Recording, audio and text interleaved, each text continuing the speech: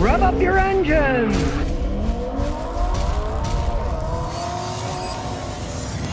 Peter Dunbar sends you a great story about the crap of GM products. You're not going to believe it until you hear it. A friend of mine in Florida has a 2021 Chevy Trail Boss 1500 V8 5.3 liter, 26,000 miles, and the valve springs broke. Pieces of metal went into the cylinders. His truck's been at the Chevy dealer since last Saturday. I called him today and they gave me a loaner car. My truck engine is kaput.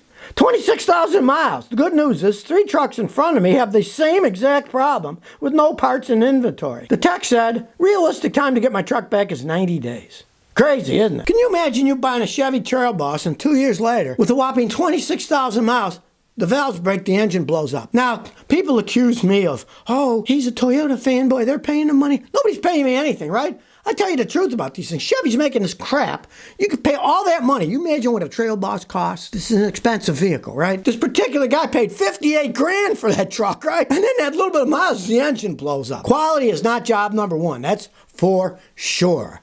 They can talk the talk, but when people buy these, then the guy's there and he finds out there's 3 people in front of him with the same truck that the engine blew up in. This isn't just, well, it happened to a couple of them, right? No, it is big time. GM has been sued in court for V8 problems. A lot of times, judges throw it out. Obviously, they're in cahoots with GM, right? When stuff like this happens, there's no arguing. They make them like crap. Now, they got to fix this. It's still under warranty. But what's going to happen when they're out of warranty? You pay for it, right? He's just lucky he's got low mileage on it. It broke now. If it happened later, it'd be his dime paying for the thing. Well, poor old Elon. He lost $13 billion in 24 hours with the combination of his rocket exploding and crashing and disappointing Tesla earnings. Now, I love the BS spin that old Elon puts out, right? He's got a rocket. It blows up. And here's what he says. Congratulations, SpaceX team, on an exciting test launch of Starship. Learned a lot for next launch in a few months. Yeah, it sure was an exciting test launch. The thing blew up, you know? I mean, it just amazes me the BS spin that they put. Now, it did make a stock go down, so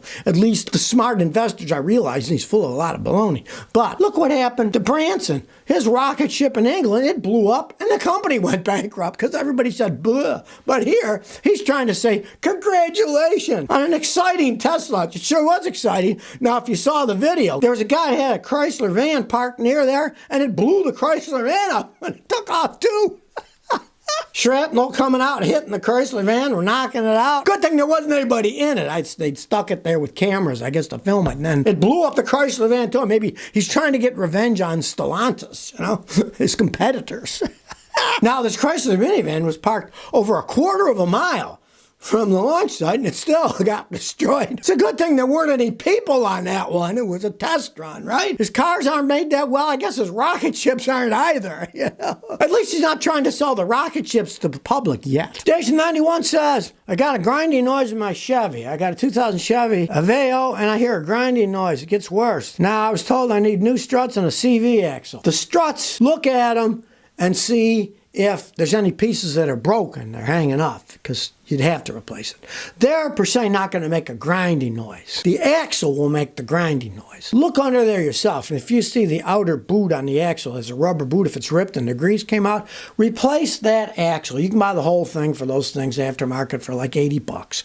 Replace that first, and you'll probably find the grinding noise goes away. And if you don't mind how the Aveo bounces when you hit stuff and it steers good enough, you don't have to worry about the struts. But the grinding noise is probably your axle. The CV joint's probably gone. It could also be a wheel bearing, but look first. And if that boot's ripped and the grease leaked out, fix the axle first. That could be the main thing that's making all the noise and causing all the problems. Because guys are always trying to sell struts to people to make money. It's a 23-year-old car, so hey, sure, the struts are somewhat worn, but if you don't mind the way it rides and you change the axle, noise goes away, you could just leave it. Cellar says my 2020 Highlander is 42,000 miles.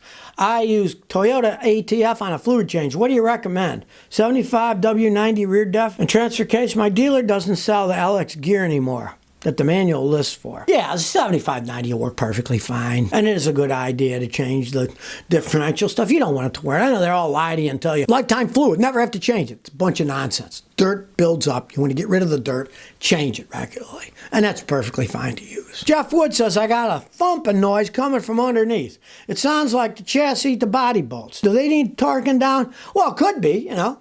See what's loose, tighten it up. Now, I've got a video, how to find the source of car noise of Scotty. That's an old video, and I've got a new system. Now it's even cheaper. You go to Amazon, you can buy one of these noise analyzing systems. They cost like $70. They're made in China, and they come with 8 wires and 8 clamps. And you put them in different parts. You wear a headphone, and then your control unit has 1 through 8. And as you click through, you can see exactly where the noise is coming from. It's really handy stuff. And I kind of like my newer one better than the older one. The older one was wireless. Wireless has problems all the time.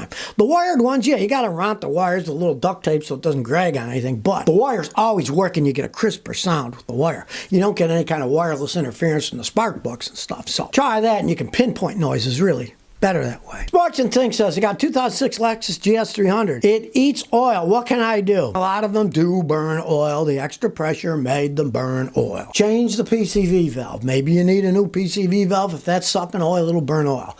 If not, you're kind of screwed. The only thing you can do is change the spark plugs more often as they clog up from burnt carbon. And the other thing you can do is go ahead and change the oil and filter after you use my friend Bernie's ATS oil cleaner. You put it in your engine, you rev it to like 1500, 2000 RPMs for like 15, 20 minutes. Then you change the oil filter, gets the carbon out. Sometimes that'll help. It's worth trying, but a lot of times they will burn oil. Garden Guy Guru says, what's that internet leak sealer Scotty recommends? Well, here I am. Even though you can't see me, you can hear me.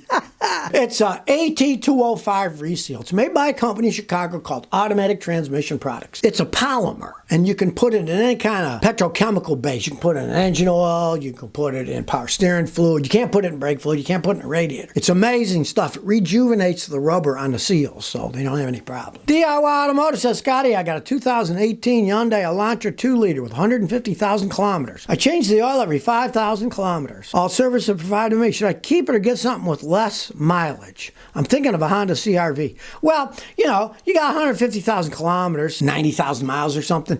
I would get another car if I were you, because if you get a Honda CR-V, they can last forever. The other day, a guy brought me one of those things. It has 200,000 miles on it, and it doesn't burn any oil. It runs like a clock. Then you can drive it and drive it and drive it, even if you get a used one like he did. He bought it with 200,000 miles, and it runs like a clock. You'll never get that out of that Hyundai Elantra. Those things just fall apart as they age. You got some life out of it. You know, a few years, get the Honda. You won't have to think about it for quite some time. Teresa Ragosta said, should I supercharge my Miata? All right, if you want to spend the money, a supercharged kit for a Miata is like $2,500 to $3,500 for the kit. Then you got to install the thing, right? They do go faster. Now make sure you got a good engine. If you supercharge an engine that's worn out, it's going to wear out faster. So you just realize that if you're going to do something like that, you got to do it on a good engine that's been taken care of. Let's say your engine's got 190,000 miles. I wouldn't do it unless you want to rebuild the engine. But if it's a lower mileage one, go ahead and supercharge. You'll have a lot more fun. You get a ton more horsepower out of that thing.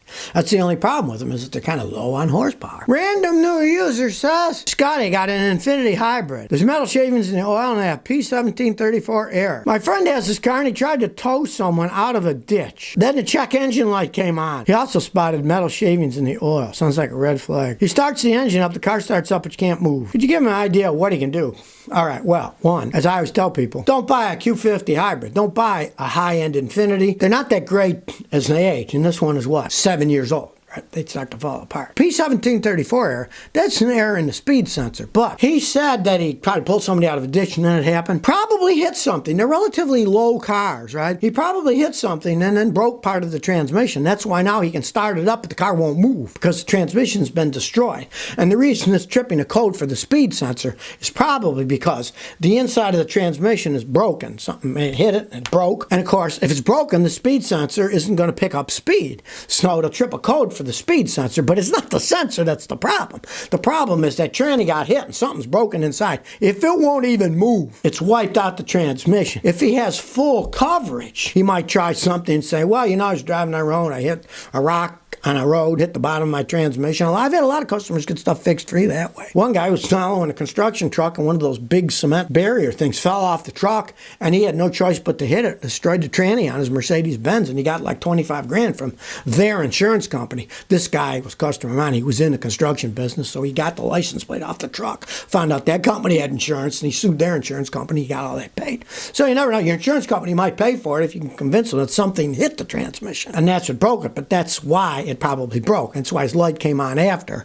Whatever was broken, it still ran, but it was broken, and eventually it broke enough that now it won't even move down the road in its own power.